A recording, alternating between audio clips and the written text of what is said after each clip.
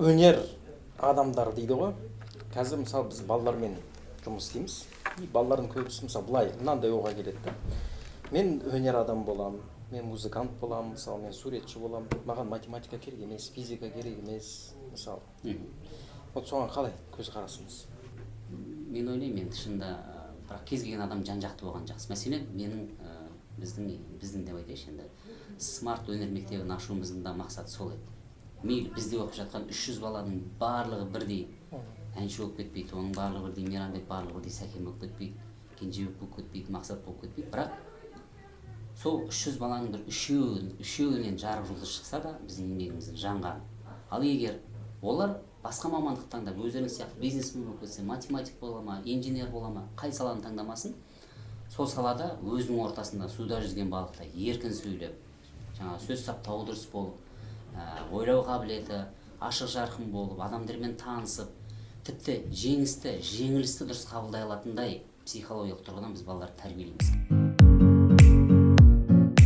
Мен сізге екінші сұрақ мынандай, біз балаларға қазір мынандай не береміз мысалы, мынау TED Talks деген бар, бір өз ойын мысалы TEDx деген бар ғой. Иә, TEDx деген сахнада өз ойын мысалы дәйектейді, бір нәрсені айтады мысалы сахнада.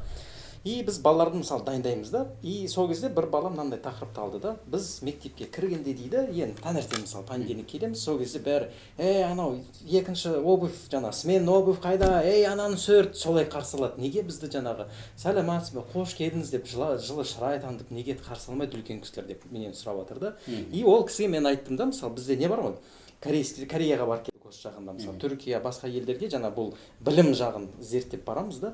И ол жақта кәдімгі мынау аньяңхасио деген сәлеметсіз бе деген бүкіл жерде естіледі. Базарда жүрсең де, магазинге кірсең де, мектепке кәдімгі сыпайылық бар да.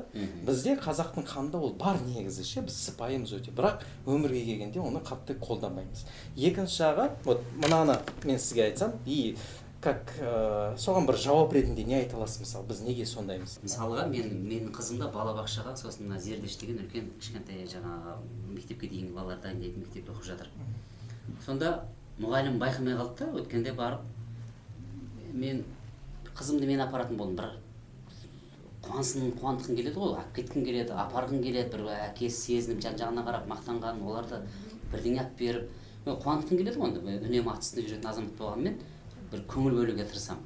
Сонда бір қолым қалт еткенде ерте шығып жұмысқа сол бір күн апарсам, енді кептелісті білесіздер ғой. Біз сонымен кешігіп қалдық. Сөйтіп едік, жаңағы алдынан тәрбиеші шықты да, ойында ештеңе жоқ, күліп, жаным, Раяночка, қош келдің, жақсы демалдың ба, бірдеңе деп, неғып кешіктің деді. Бітті қызым, ертесіне жылап масқара болды. Сосын кейін жұбайыма айттым, ойбай апайына, жаңа өздерінің чаттары бар ғой, сол жерге міндетті түрде хабар бер. Баланы ешқашан травмировать етпесін, салмақсамасын. Ол кешігейін деп ойлаған жоқ қой Раяна. Ол бала кешігуге себебінің салдары кептеліс болатын болса, екінші өзіміз. Ерте тұрып, ерте апаруымыз керек. Ондай ескертулерді ата-анасына айтыңыздар. Бала ана жерде жылап масқара, кәдімгідей соққы қалды. Мен кешігіп келдім, тіпті үйден тамақ ішпей шығатын шығарды, мен кешігіп қалам, апайым кешіктің деп айтты деп. Сондай кезде баланың тілін табу керек деп ойлаймын ондай кезде. Бұрын мысалы бата менен ер көгере деген нәрсе бар ғой. Ол енді бізде қазір бата айтатын үлкен кісілер де қалмай қалды мысалы. Мен өз балаларымды мысалы жіберем, танымаса да үлкен кісі, ассалаумағалейкум, таң қалады да мысалы, уағалейкум ассалам, жаттанды сөз болса да енді таудай бол деген сияқты бата айтады. Мен әдейі істеймін да оны. Кішкене батасын алсын, өйткені солай не қылады. Ол неге мысалы бізде қазір қатты дамымай кетті мысалы қалаларда? Не үшін? Оны жандандыру үшін не істеуге болады мысалы? Үйден басталады. Мысалы кейде біз өкінішке орай алыстағыны көреміз да, мұрнымыздың астындағы көрмей қаламыз. Өзімізше ақылшымыз, әлеуметтік желілерде керемет посттар жазамыз. Бірақ қанша адамдарды білемін мен? Қазақ дейді, бірақ отбасында орысша сөйлейтін адамдарды білемін. Білемін, қазақ дейді, бірақ басқа әрекеті басқа адамдарды білемін. Сол орайда мен мәселен үйімде кәдімгі ас қайырам ғой. Әлхамдулиллахи раббил аламин деп бастасам, біріншіден мысалы Аллаға шүкіршілік айтасың ғой, Пайғамбар саллаллаху алейхи ва саллямның хадисімен, әрекетімен, амалдарымен.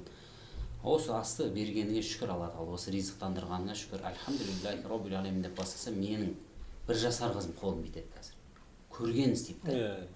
Ол не жүрді? Ұяда Үйт бүйт ұяда не көрсең, ұшқанда соны білесің деген әңгіме. Мына ата келді, ассалаумағалейкум деп, өзіңіз сияқты отбасынан бастау керек. Өкінішке орай мен кәдімгідей жүрегім сыздап кетеді. Қандай өрімдей әдемі жас қарындастарымыз тұрмыстағы деп айтайыншы. 20 жас, 23, 25 жастағы қарындастарымызды 30-ға шыққан ордабыздар азаматтарымыз түріне қарасаң кәдімгі қазақ керемет.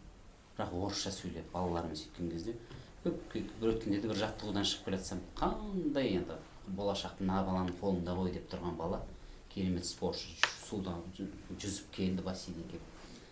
Әкесі күтіп жатыр. Кел балам деді. Че говоришь деді бала. Ойба, мен сағым.